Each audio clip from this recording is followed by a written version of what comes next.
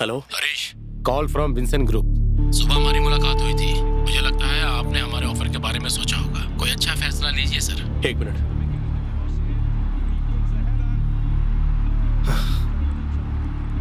Okay.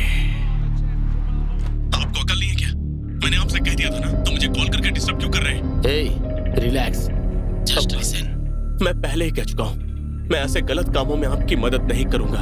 आप चाहे कोई भी हो, विंसेंट टीम हो या जो भी हो, मुझसे नहीं सुनो होगा। सुनो, हम आपको 5 करोड़ रुपए तक कमीशन देंगे। अगर आप 100 करोड़ भी देंगे तो भी नहीं करूंगा। इससे भी अच्छी डील है। मेरी बात सुनिए सुनिए तो। अगर फिर से फोन किया तो मैं पुलिस के पास जाऊंगा। मेरी बात तो सुनिए। मुझे दोबारा फोन मत करना। हेलो हरीश, हरीश। लेकिन जैस्पर को तब अंदाजा नहीं था कि ये महज कोई धमकी भरा कॉल नहीं था, बल्कि एक नए अध्याय की शुरुआत थी। वो मान नहीं रहा है। कूल।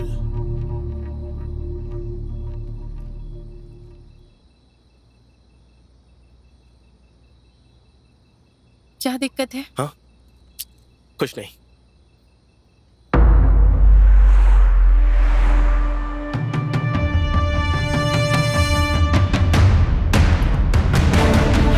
हटाओ हटाओ, जो भी है सबको हटाओ। जल्दी जल्दी सबको बाहर लेकर जाओ।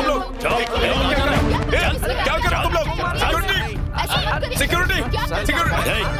अब सुन, चुप रहेगा तो तेरे लिए अच्छा रहेगा। क्या कर रहे हो तुम लोग? हमारे स्टाफ को परेशान क्यों कर रहे हो? ये कैसे गुंडागर्दी है? तुम हमें डरा नहीं सकते। सिर्फ पुलिस को कॉल करते हो। तेरी तो क्या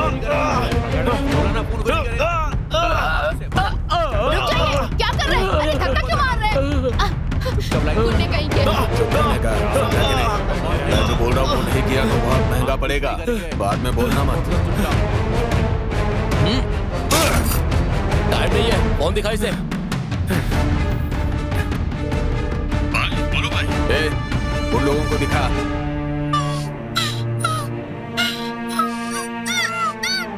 चल देख ले। विनी, ये क्या कर रहे हो तुम लोग? मेरी पत्नी को बांध के क्यों रखा है? बोलो विनी। अब समझ में आ गया ना? हम जो बोलते हैं वही करते हैं। बहुत बड़ी मुसीबत हो जाएगी। वो सब हम देख लेंगे। मैं कह देता हूँ। चाहे कितनी भी बड़ी मुसीबत आए, हम संभाल लेंगे। तू बस वो कर जो हम कह रहे हैं। तुझे जिस अकाउंट में पैसे ट्रांसफर करना है उसकी डिटेल्स हमने भेज दी है। ऐसे फटाफट ट्रांसफर होने चाहिए। हम जो कह रहे हैं वो करने के अलावा तेरे पास कोई रास्ता नहीं है। जल्दी काम शुरू कर। जाके गाड़ी में बैठ जाओ। अगर मैं कर दूं तो मेरी फैमिली को छोड़ दोगे वो ना? सारी बात की बातें हैं। पहले हम जहाँ बोल रहे हैं वहाँ पे फंड ट्रांसफर कर, वरना अंजाम तू जानता है।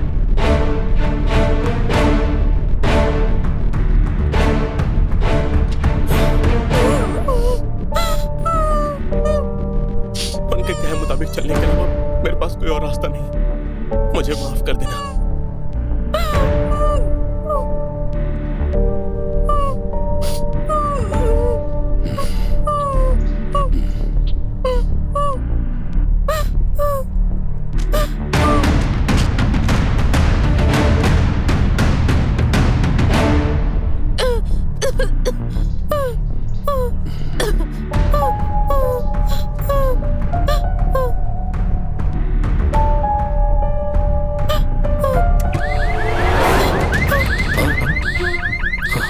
अंदर जाकर देख। उसे वही है। देखिए। हाँ देख।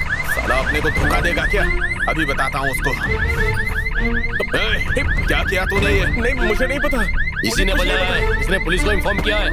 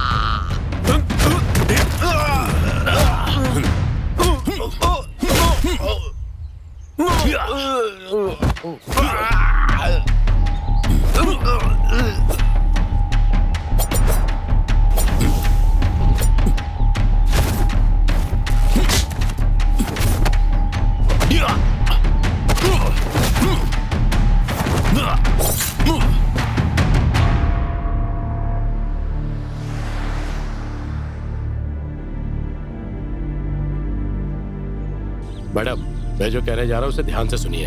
आपके हस्बैंड जिस बैंक में काम करते हैं वहाँ कुछ लोगों ने मनी लॉन्ड्रिंग की कोशिश की थी, पर आपके हस्बैंड इसके लिए राजी नहीं थे और उन्होंने पुलिस को खबर कर दी थी। इसीलिए उन लोगों ने उन्हें किडनैप कर लिया है। आप बिल्कुल भी डरिए मत मैडम, हम जल्दी ही उन्हें ढूंढ निकालेंगे। पापा, पापा, मेरे हस्बैंड को किसी ने किडनैप कर लिया है। ये मुझे क्यों बता रही हो?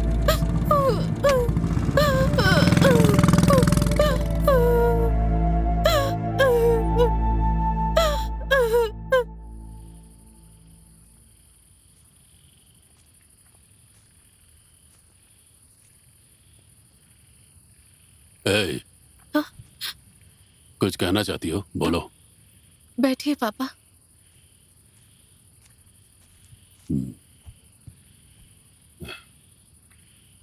मेरे हस्बैंड किडनैप हो गए। मुझे लगा किसी को बताकर अपना दिल हल्का कर लूं। रोने और दुख बांटने के लिए हम दोनों का कोई है ही नहीं। हम दोनों अनाथालय में पले बढ़े हैं। हमें तो ये भी नहीं पता कि हम उस जगह पहुंचे कैसे थे। हम बहुत छोटे थे जब वहां आए थे।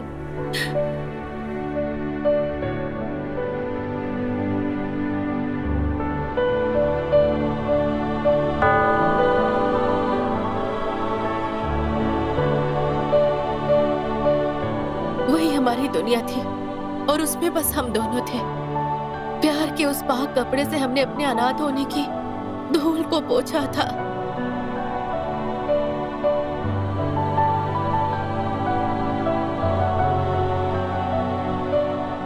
उसका चेहरा देखकर मुझे हमेशा एक नई खुशी और उम्मीद मिलती है। जब ये आंसर मिलता है तो किसी भी गोले का आयतन ज्ञात किया जा सकता है। उसकी अगर चीजें सही है तो उसे क्या तुम मुझे भूल जाओगे?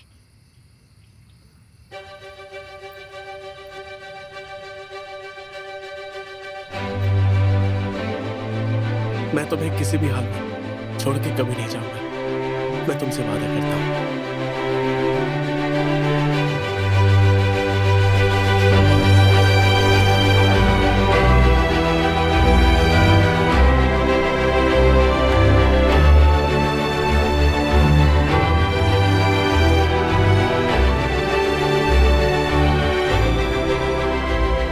हरीश के मन में इस बात की खुशी थी कि उसने अपनी पसंद की लड़की से शादी की।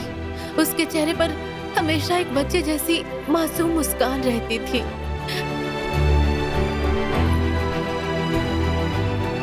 उसने अपनी जिंदगी इस सोच के साथ शुरू की कि वो मुझे अपनी आंखों का तारा बनाकर रखेगा।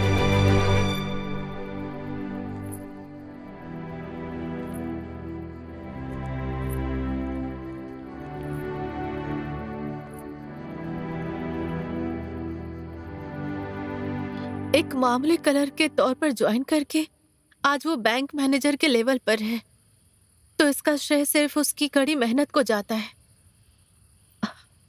आज तक उसने एक रुपया भी गलत तरीके से नहीं कमाया है। हमें इनाम के तौर पर केविन मिला, हम बस उसी के लिए जी रहे हैं। हरीश से शादी के बाद मुझे कभी अनाथ जैसा महसूस नहीं हुआ पापा। बहुत से लोग बच्चों को सड़क पर अनाथ छोड़ देते हैं, पर वो अपने बेटे को सबसे बेहतर बनाने के लिए एक मिसाल था। हमने जानबूझकर कभी किसी का बुरा नहीं चाहा पापा। हरीश तो साथ काम करने वालों को भी रिश्तेदारों की तरह मदद करता है। मुझे समझ नहीं आ रहा पापा कि हमारे साथ ऐसा क्यों हो रहा है। तुम डरो मत, वो वापस आएगा।